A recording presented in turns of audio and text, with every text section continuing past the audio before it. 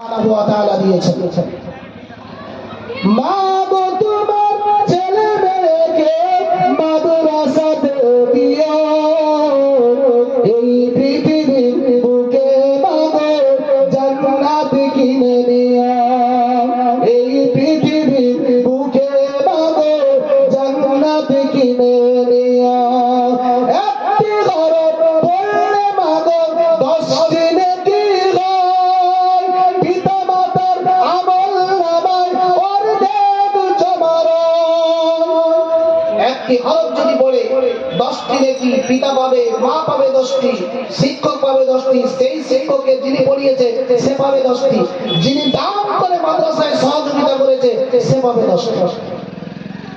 একটি ঘর পড়লে মাগো 10টি নেকি হয়, পিতা মাতার আমল নামায় অর্ধেক জমার। এমন সুযোগ পাবে না, খুঁজে দেখে নিও, এই পৃথিবীর বুকে মাগো জান্নাত কিনে নিও। মা গো তুমি ছেলে মেয়েকে মাদ্রাসাতে দিও, এই পৃথিবীর বুকে মাগো জান্নাত কিনে নিও। রোজ নামাজে প্রভুর কাছে চোখের পানি ফেলে, রব্বির হামহুমা বলে কাঁদবে তোমার ছেলে। রোজ নামাজে প্রভুর কাছে চোখের পানি ফেলে, রব্বির হামহুমা বলে কাঁদবে তোমার ছেলে।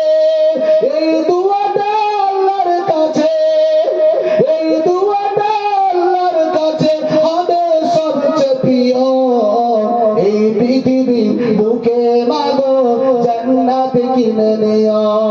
মা গো তোমার ছেলে মেয়েকে মাদ্রাসাতে দিও, এই পৃথিবীর বুকে মাগো জান্নাত কিনে নিও। তোমার জানা যাতে ইমাম হবে তোমার ছেলে, মনের কথা আল্লাহর কাছে বলবে হৃদয় খুলে।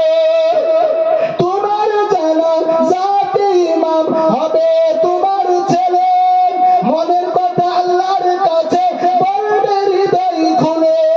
এই সুযোগটা তোমার বেলা হতে তুমি দিও, এই পৃথিবীর বুকে মাগো জান্নাত কিনে নিও।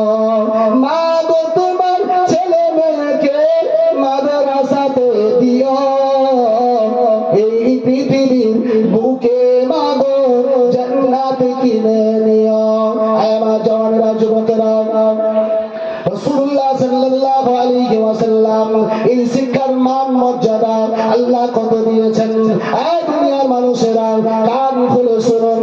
আল্লাহ নবী, বিশ্ব নবী 37 বছর বয়স যখন রাসূলুল্লাহ আল্লাহর হাবিব বাড়ি থেকে 3 কিলোমিটারের পথ পায়ে হেঁটে আল্লাহ নবী 1.5 ঘন্টা উঁচু একটা পাহাড়ে রাসূলুল্লাহ সাল্লাল্লাহু আলাইহি ওয়াসাল্লাম চললেন। নবীজি সাল্লাল্লাহু আলাইহি ওয়াসাল্লাম গাড়ে হেরাতে চললেন। আল্লাহ নবী, বিশ্ব নবী 3 বছর আল্লাহ পাকের ইবাদতে মগ্ন থাকলেন, আল্লাহ পাকের ধ্যানে মগ্ন থাকলেন। আমার জওয়ানেরা, যুবকেরা, রাসূলুল্লাহ সাল্লাল্লাহু আলাইহি ওয়াসাল্লাম দুনিয়ার কোন প্রতিষ্ঠানে পড়ে নাই। আল্লাহ নবীর শিক্ষক দুনিয়ার কোন শিক্ষক ছিল না। রাসূলুল্লাহ সাল্লাল্লাহু আলাইহি ওয়াসাল্লাম দুনিয়ার কোন বিদ্যালয়ে পড়ে নাই। নবীজি সাল্লাল্লাহু আলাইহি ওয়াসাল্লাম দুনিয়ার বর্তমান ইউনিভার্সিটি স্কুলে পড়ে নাই। রাসূলুল্লাহ যে ইউনিভার্সিটিতে পড়াশোনা করেছে সেই ইউনিভার্সিটিটার নাম হচ্ছে দ্য মাউন্ট অফ লাইট পর্বত। রাসূলুল্লাহ সাল্লাল্লাহু আলাইহি ওয়াসাল্লাম 3 বছর আল্লাহর হাবিব হেরা গুহায় যখন অবস্থান করে, নবীজি সাল্লাল্লাহু আলাইহি ওয়াসাল্লামের মিয়াদ যখন 40 বছর হলো, আল্লাহর হাবিবের কাছে হযরত জিবরাইল আলাইহিস সালাম 600 পাখা নিয়ে নবীজির কাছে গভীর রাত্রিতে নাজিল হলো। এই শিক্ষার মর্যাদা কত দেখেন। নবীজি সাল্লাল্লাহু আলাইহি সাল্লাম রাত্রে গভীর 600 পাখা নিয়ে হযরত জিবরাইল নবীজির কাছে এসে হাজির হলো। জিবরাইলের ভয়ঙ্কর চেহারা দেখে রাসূলুল্লাহ সাল্লাল্লাহু আলাইহি ওয়াসাল্লাম থরথর করে কাঁপছেন। বুখারী শরীফ থেকে কোট করছি। নবীজি সাল্লাল্লাহু আলাইহি সাল্লাম যখন কাঁপছেন, জিবরাইল আল্লাহর নবীর কাছে এসে বলছেন ইকরা। রাসূলুল্লাহ সাল্লাল্লাহু আলাইহি সাল্লামকে বলছেন পড়ুন। আল্লাহর নবী বলছেন মা আনা বিকারি, আমি নবী পড়তে পারি না। একজন অক্ষর জ্ঞান শূন্য মানুষকে যদি বলেন ইকরা পড়ুন, সাথে সাথে সে পড়তে পারবে, যদিও সে লেখাপড়া জানে না। কিন্তু রাসূলুল্লাহ সাল্লাল্লাহু আলাইহি সাল্লামকে যখন জিবরাইল বলছেন ইকরা পড়ুন, তো আল্লাহর নবী বলছেন মা আনা বিকারি। নবীজি সাল্লাল্লাহু আলাইহি ওয়াসাল্লামকে হযরত জিবরাইল আলাইহিস সালাম 600 পাখা দিয়ে আল্লাহর হাবিবকে জোর করে চেপে ধরলো।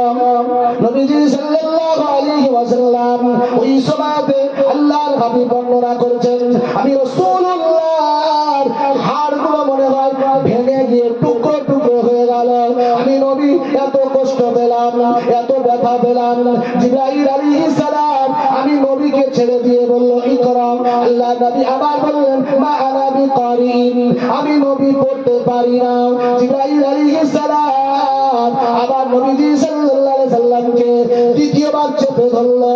নবীজি বলেন ভাঙা ঘরে দ্বিতীয়বার আঘাত লাগলে যেমনটা ব্যথা হয়, প্রথমবারের তুলনায় আমি নবীর শরীরে আরো দ্বিতীয়বার চাপাতে বেশি ব্যথা অনুভব করতে পারলাম। কথা কি বুঝতে পারছেন আপনারা? এই বাবুরা বুঝতে পারছেন না? বুঝতে পারলে আবার আপনারা কিছু না শুনে এখানে যদি শুধু আমার দিকে তাকিয়ে থাকেন তাহলে কিন্তু বসে থাকার কোনো অর্থ আসে না।